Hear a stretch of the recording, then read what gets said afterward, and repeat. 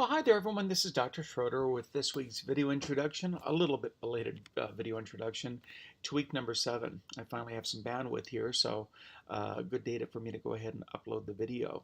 And of course, each of you over the weekend should have um, submitted your evidence-based practice part 2 papers. I will be grading those throughout the week.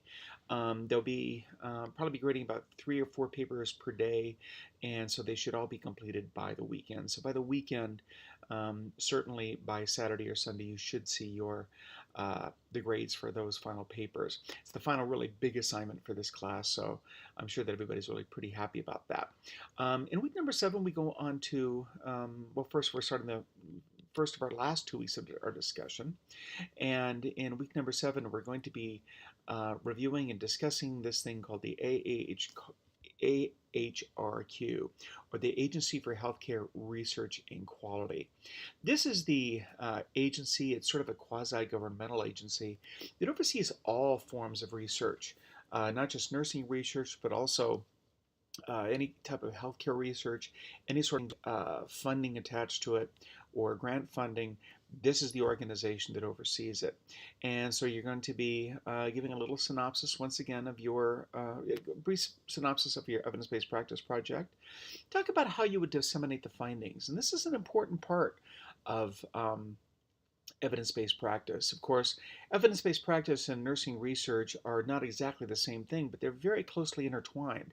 So not all nursing research is evidence-based practice work, but just about all evidence-based practice work does end up being nursing research. So it's important for the results and the outcomes of your research to be disseminated to the population at large. And so I want you to discuss how you would disseminate that. And when you're thinking about this question, don't just think about disseminating about like, well, telling your coworkers, posting a memo.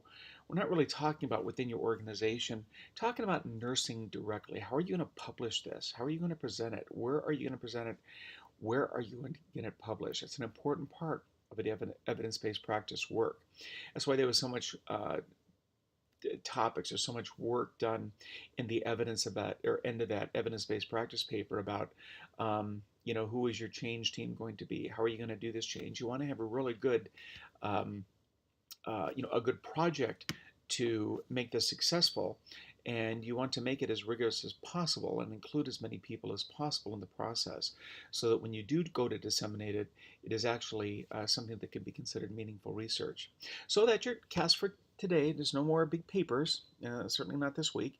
Look for those papers to be graded. As always, I look forward to participating along with you in the discussion questions. If you have any questions, please let me know. Also, the evaluation for the class is open. I would appreciate it if you took some time to go ahead and